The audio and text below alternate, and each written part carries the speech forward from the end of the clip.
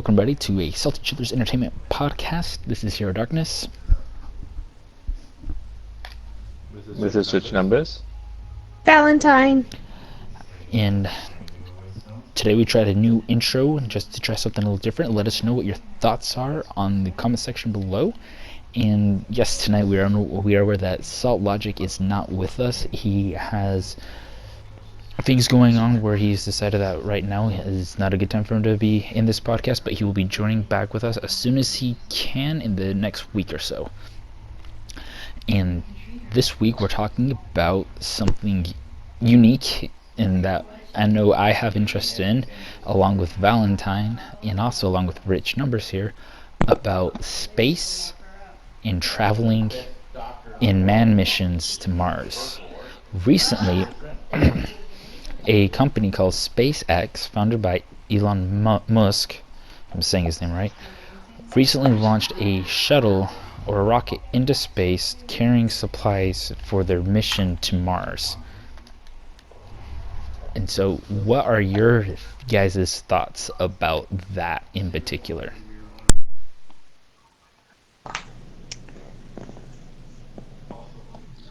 Well, ever since I was a kid, I actually enjoyed space. It was actually my thing I studied the most when I was a kid.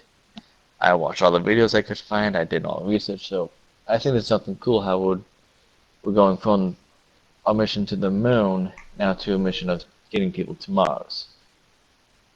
Because I think that's really cool how we're stepping further and further out, seeing what our possibilities are and keep expanding our knowledge about our known solar system.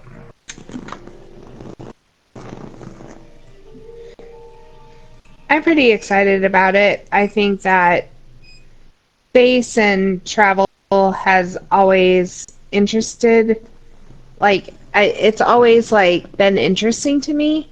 So the fact that they're even trying to create a science about it is really awesome. And going up there and creating a colony for, on another planet is just something out of Star Trek. And I love Star Trek. So I think it'd be really awesome. Yeah, it's really making the science fiction become science. We have Star Trek, we have Star Wars. Those have been major influence in the development of some of our technology of today. My dad says if it wasn't for Star Trek, we wouldn't have the cell phones that we have today because it's based off of the communicators in Star Trek. And then we also start having the holograms where people are doing hologram performances with some famous celebrities, and that's due to Star Wars and what that has brought to offer. And the science fiction has helped push these things to move forward, and it's pretty awesome. But what does that mean to us if this and the company SpaceX is successful in building a base on Mars? What is the next thing for us as a species that's going to happen? Now, to back up with that question, the reason for the base on Mars is just in case there's this planetary devastation that happens, the human race or the human species can keep living on another planet. Now with the question, what does that mean for us if this is successful? Now, you mentioned Star Trek and Star Wars. One of the first things that comes to my mind is maybe one day interstellar travel. Because we are now colonizing the planets around us, using them to our advantage. All we know is maybe some of the problems we're having here by colonizing the planets, maybe we can either get rid of that, but I can see it could then cause more problems. Because then we have to deal with interplanetary travel, and how would that work out if someone then is said born on Moon or Mars and wants to travel to Earth? There would be a lot of political things that would have to happen so that way it doesn't matter if you're born on Mars or on the moon, you are a citizen of the world, and it doesn't matter what country you go to. And that's where Star Trek is very interesting at, is the global economy and the global community that exists. Because one thing that comes to my mind also is how Australia started off with originally. I could almost, I doubt it with nowadays, but be interesting, like I said, I still highly doubt it, if they would send prisoners to the moon or Mars instead to prison. Again, that would be one expensive trip, but that's one thing that came to my mind. Again, I highly doubt that would happen.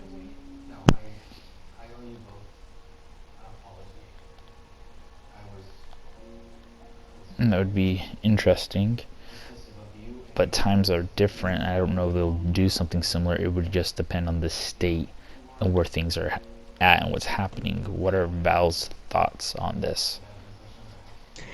I feel like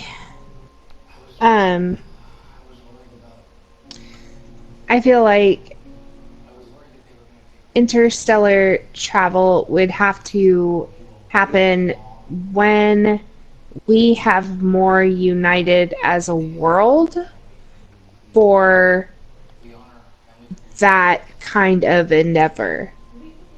I know in Star Trek, like, it's more of a dream, you know, having everyone agree on no more violence, no more wars, like, no more currency. Everything is, like, provided to you. Everybody has a purpose, and they live for that purpose and mindfulness of others rather than themselves. But I don't know if we'll ever get to that because we're human, and we don't have a history of doing all that very well. So I don't know. I think that they would have to have some really high-tech, high billionaire investors to keep funding to eventually even get to the reality of interstellar travel. I have a client who is a I won't say his name because I didn't even ask permission, but yeah, confidentiality. Anyway, he's a NASA and SpaceX scientist.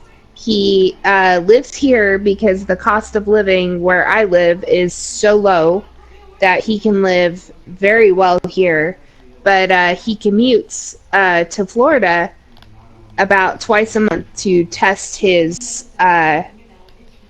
what he builds. He's an engineer, and he builds the actual rockets and spaceships and spacesuits for being in space. And I asked him if anything like that interstellar travel would be even possible, and he was like, well, we would have to discover a completely new element that could withstand the radioactivity of space, because space is filled with tons of radioactivity, and it affects us because we're human. And we would have to create some sort of metal or something that could withstand all that radiation if we were in space long enough to do interstellar travel. And so, effectively, in the time that I cut his hair, he popped my bubble about Star Trek. I was really sad. I was like, oh. And he was like, yeah, it's just not possible. And he was like, not right now. Anyways, it would be a lot of years in the future, and we're using up our natural resources enough that I don't know if that's ever going to be possible. And I was like, oh, okay. Yeah, because the densest material that we have right now that we know of is lead. But lead is also dangerous to us, so... And you don't want to be blasting off or building something that heavy into space. Yeah. And the other issue with long distance space travel right now is we haven't found a way to make gravity function like it does here on Earth. Because right now we do the centrifugation thing. To explain what I mean by centrifugation, say that you're in the middle and you're holding this string and there's a ball attached to it, and you start spinning around, and that ball just spins around.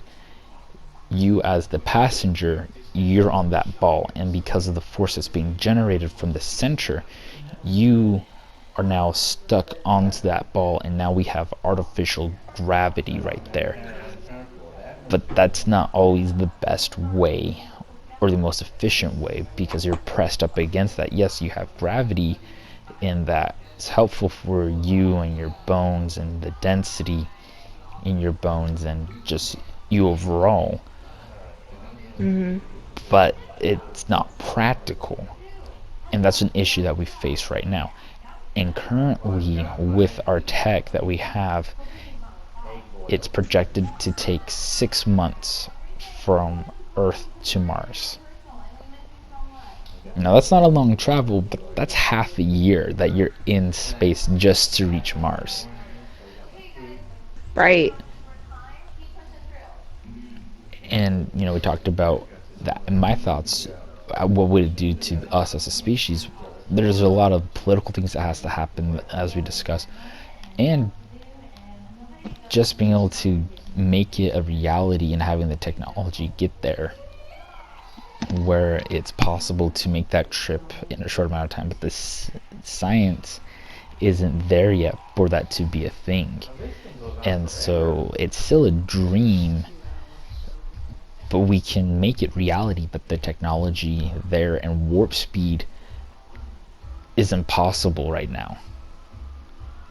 I don't know if it will ever be possible, but if warp speed was to be possible, what are your thoughts of us doing deep space travel if we have that warp speed and we have that gravity working the way that we want it to work? Do you think that we as a species should go and do deep space travel, or should we just stay close within our own galaxy and not worry about going to the nearest galaxy, which is Andromeda? I have a question about your question, though. Like, are we saying that, like, we have created this new element that we're able to withstand the radiation from space? Yes. And therefore deep space travel is available? Yes, deep space travel is possible. We have the tech there that allows us to do what we discussed to be able to do. We've solved the problems. We now have our Star Trek abilities, or our Star Wars abilities, where we can go in hyperspace or warp speed to travel in deep space.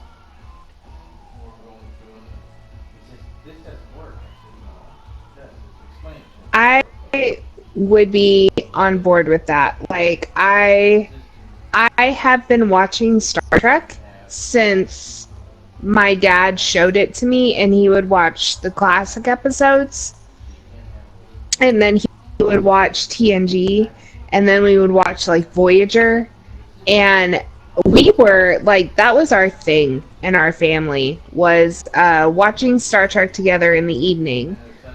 And I remember saying, how cool would it be if we could just travel like that?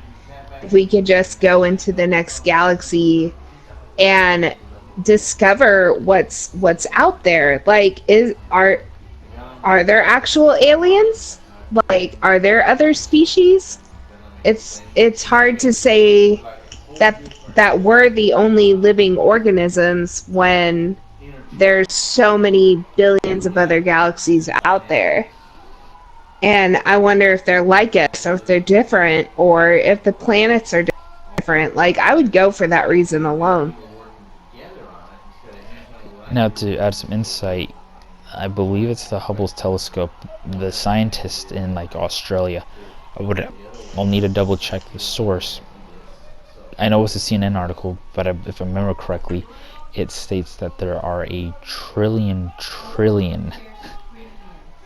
stars or galaxies out there, just in just one area of the night sky. That's massive to go and explore.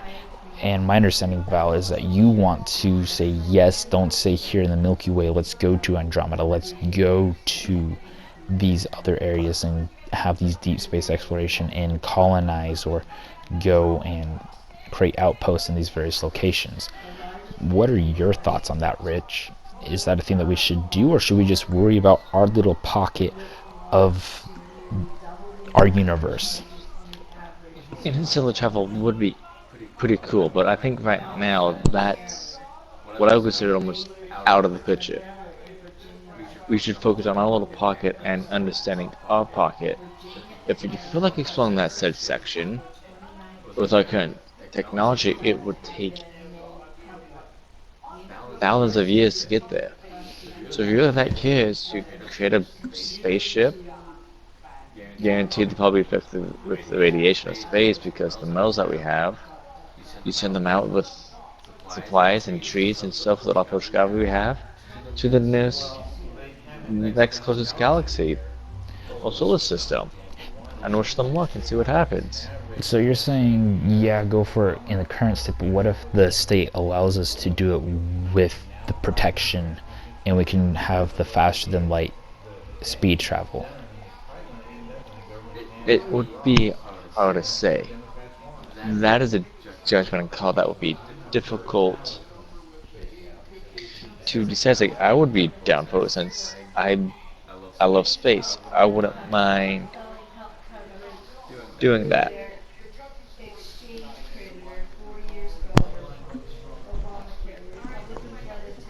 And so my understanding, you guys are behind and you want the SpaceX mission to Mars and colonizing Mars to be successful.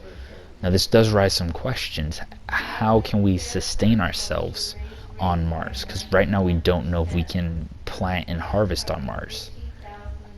What would we wouldn't be able to. What would we then have to do to make that base on Mars self-sustaining? These are the questions that they're facing right now. And what would we do? Would we have to bring soil from Earth to Mars and create our own little pocket farm there on Mars, so that way we can harvest the plants there on Mars? What about animals and livestock? We have to create a space for that to work and for them to live on. How much would we need? Can our animals survive the trip there? Because we have to work out on our trip to maintain our bone density. Will the animals, or would it all have to be synthetic? What are your thoughts or possible solutions for those things that is unique to this Mars mission on colonizing it? Well, I know that on NASA.gov website, they're actually trying to engineer plants that can survive on Mars soil.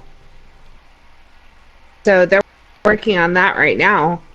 I would think if it's not possible, we would just bring soil, but it seems like they're at least trying to figure out if we can plant plants on Mars.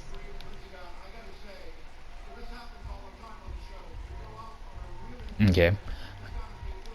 And what about the animals for a food source? Or would your diet on Mars be strictly vegetable and fruit based with grains? I mean, we would have to be able to create an environment to where meat like that could be raised, you know, goats and chickens and cows, and, you know, they would have to be able to be in the same kind of environment as they would be on Earth. And I don't even know if like you could transfer an animal to Mars through space travel. I mean, would you give them, spacesuits? I don't know.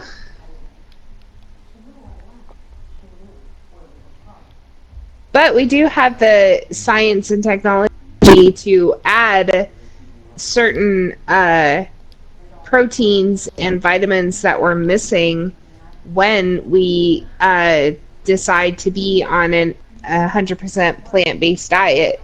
There are ways to get your daily nutrition and be a vegetarian or a vegan. So I think that would be the more cost-effective option. Is if you're going to Mars, you're going to have to be okay with, plant-based meats or proteins, soy burgers and stuff like that.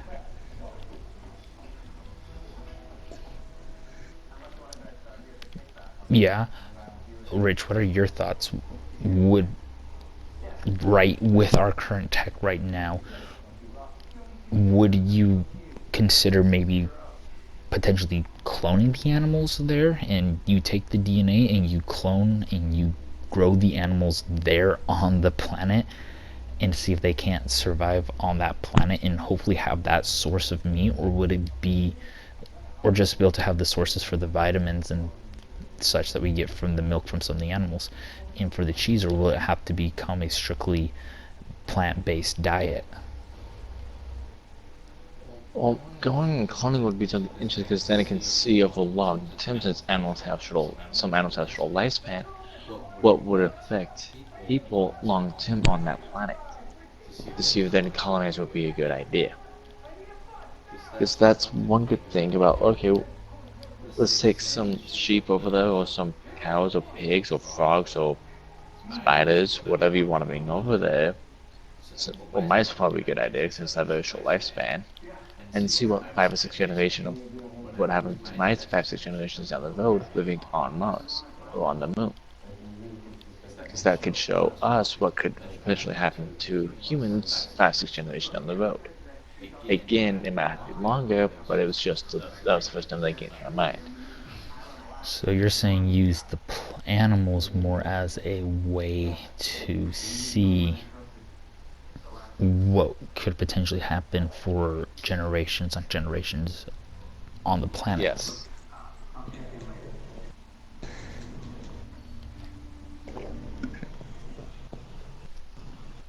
Val, what are your thoughts about that?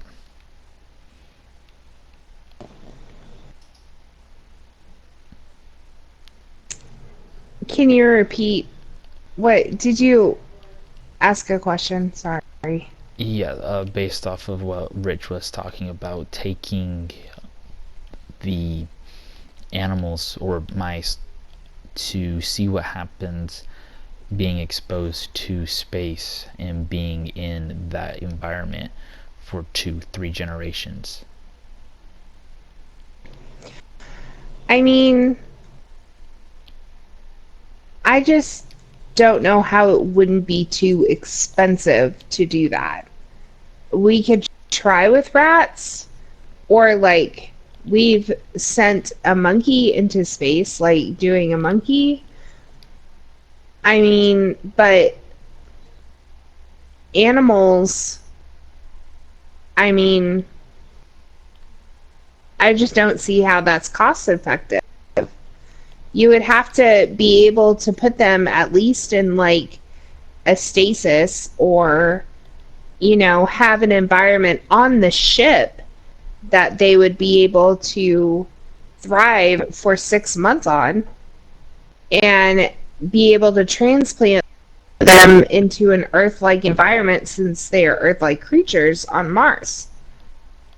I can see them doing more things that are a little more realistic, like a plant or soy based diet, like I just don't see how they're going to transplant animals.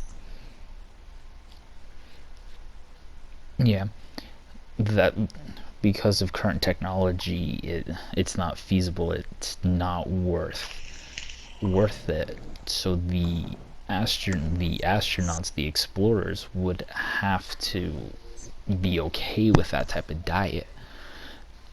But Rich was talking about taking test animals, more like mice, and see what would happen to the mice with 2 or 3 generations or 4 generations down the line, just due to the short lifespan of mice, and what would happen to the generations as they're exposed to the radiation of space, and use those results as a idea like, yes, no, we shouldn't. I mean, I gotta tell you, Hero, it sounds like a horror movie waiting to happen. It's like I just see these like cancerous like super mice that kill us all because our curiosity was too much. Like, I mean, it's like another type of alien movie to me. So, I mean, I think that the mice would just have a whole lot of cancer and die. Honestly, they don't have the bone density we do. They don't have the, like, their skin is not the same as ours. Like, I just don't. I mean, I'm sure that if we actually get a colony on Mars and we actually get humans sustainably living from point A to point B, and then after on Mars, then I can see them experimenting with the animals. But it just doesn't seem feasible. I feel like as soon as the ship would land, there would be like all these creatures that just like mutated and don't have fur anymore and like are super strong and like kill us all. Like Well, I guess to better explain or help understand,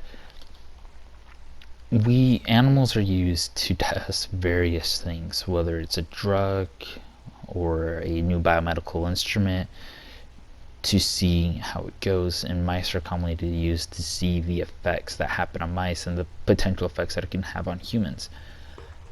And that's thus the Rich statement on using mice just to see what would happen with them being exposed in radiation for 2-3 generations, and use those results as this could potentially happen to the Martians, for those who are living on Mars, or for the colony of Mars. I think that's what he's trying to I see where explain. you're coming from. Rich, if you correct I me if get I'm it. wrong on that assessment.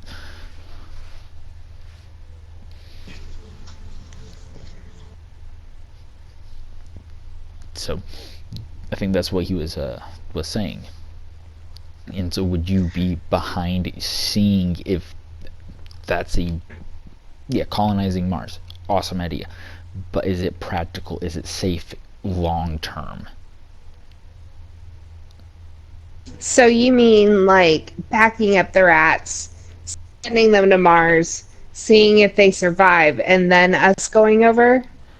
Or just us living in space for an extended period of time? We can take the mice up into the International Space Station, have it be conducted there in the International Space Station for 2-3 generations of the mice, to see what happens just being and living in the space environment.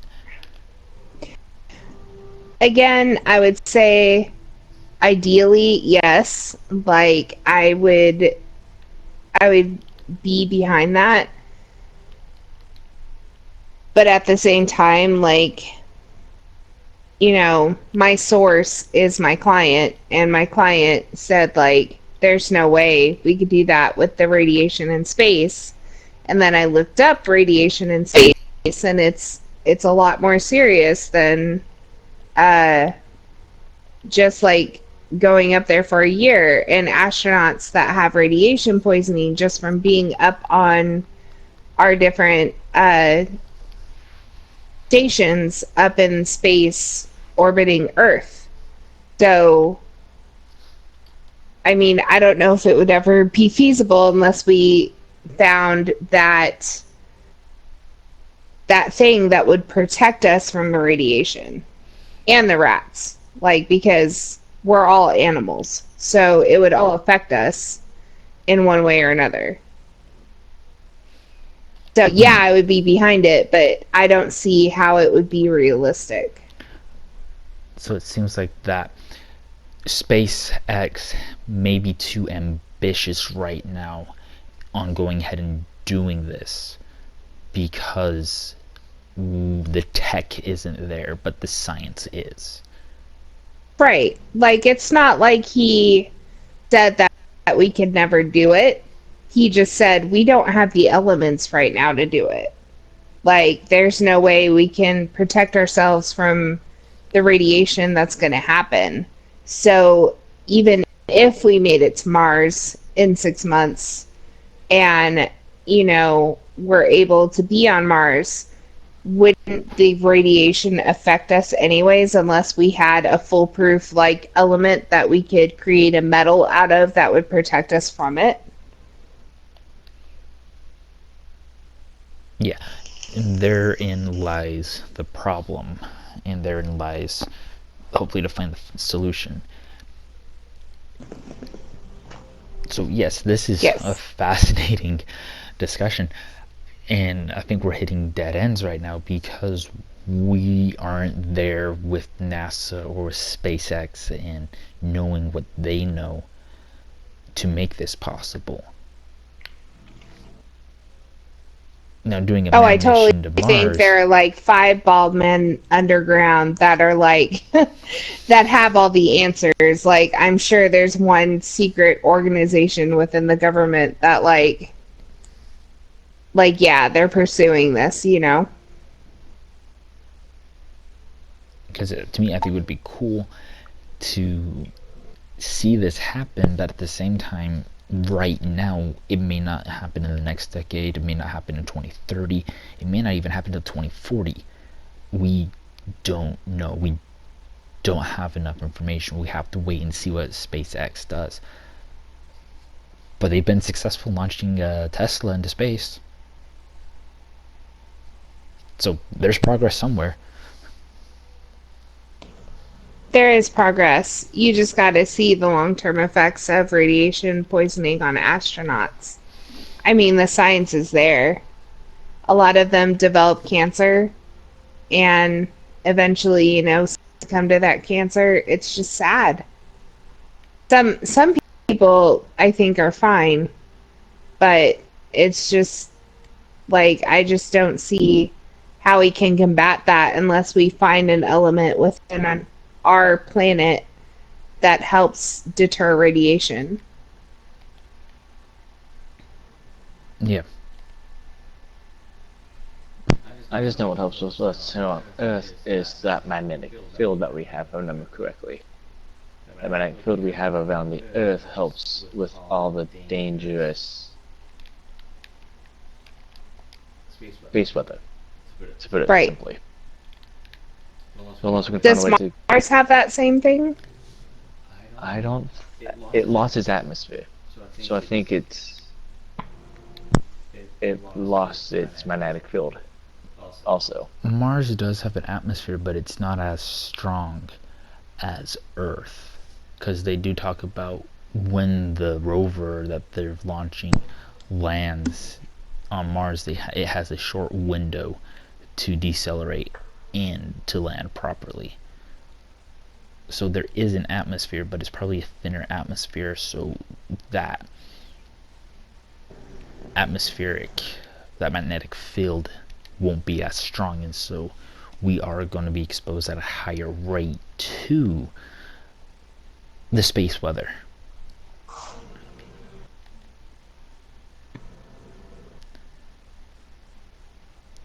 And so there lies another problem for us to solve, is how do we create a magnetic field around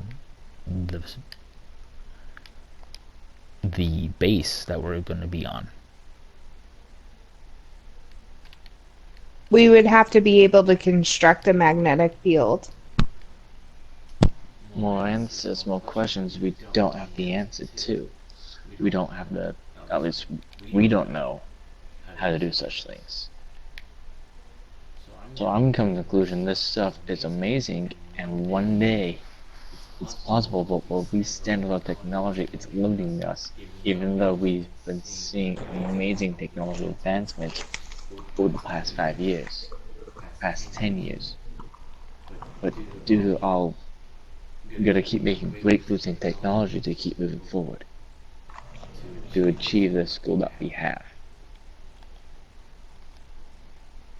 I mean, you could argue that in the 70s, if you told everybody that they would have a computer inside their pocket and be able to like Google anything about anything and have information at your fingertips, they would have called you nuts. Or even They would have talk called about you crazy. a search engine, period, Yahoo or Google.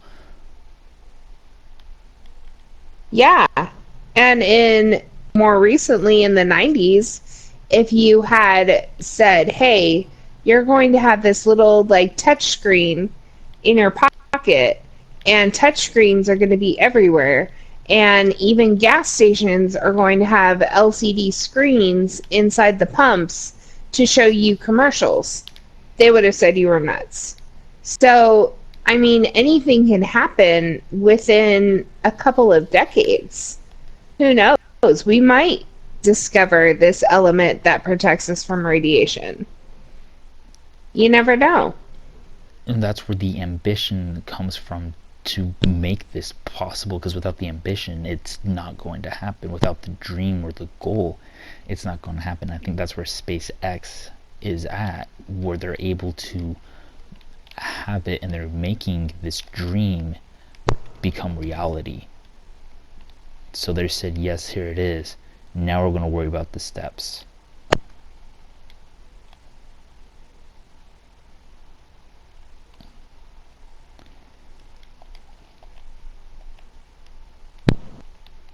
That's all the questions, all the thoughts that I have at the moment on this topic. Now, I do think what would be cool for us to do in the, just for this month, is space programs and space exploration, and talk about wormholes or black holes and what all happens in there, and some of the theories that exist there.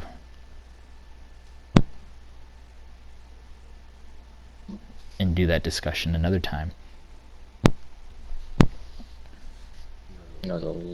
Space is just one big mystery. That's what I love about it, though.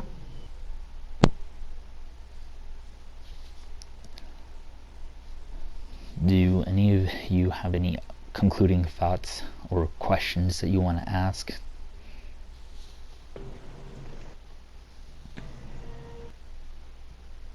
I mean, this is what I'm going to say. My client, who has all the credentials in the world, told me that it wasn't possible. But at the same time, when I look back through human history, we have made the impossible possible all the time. And so I have confidence that eventually, someday, maybe not before I die, but someday we'll be able to have the science and technology to explore new galaxies and new planets and be able to broaden our horizons just as human beings. And so that's kind of what I want to say. You can be so sure of something, but it only takes one discovery to make that different.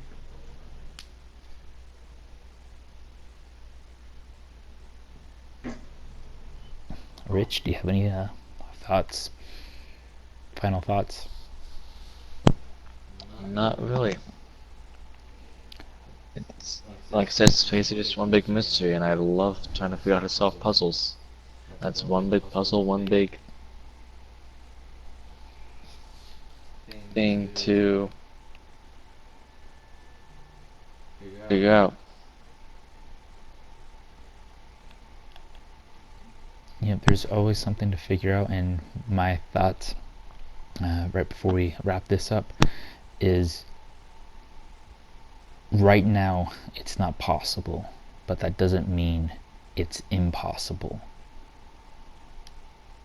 So it may not be this generation of scientists, engineers, and astronauts. It may be the next generation.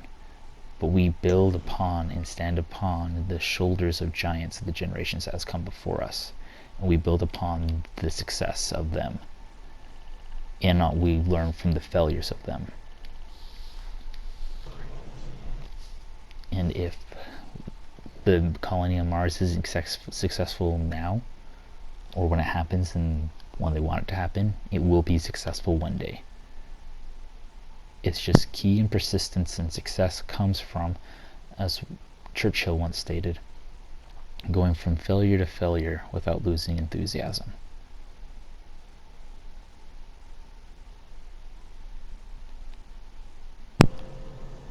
And that's what it's going to take. It's going to take going from failure to failure until you reach success without losing your enthusiasm of what you're doing. Because Edison, with the light bulb, he failed so many times. He knows so many other ways on how not to make a light bulb, but he only knew one way to make the light bulb work.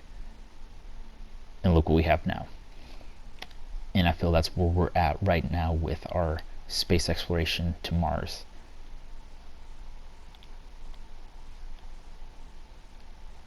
So as always, guys, if you enjoyed this type of stuff, you want to see us talk more about this topic or come back to it later, leave a comment down below.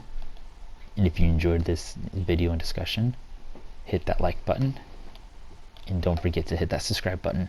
And when you do, hit that bell so you can be the first to know and form the notification squad. Because who doesn't love having a notification squad or being part of one? So this has been a Salty Chillers Entertainment podcast. This is Hero Darkness. Which numbers? Valentine. As always, guys, stay salty. You're the ones that we shelter.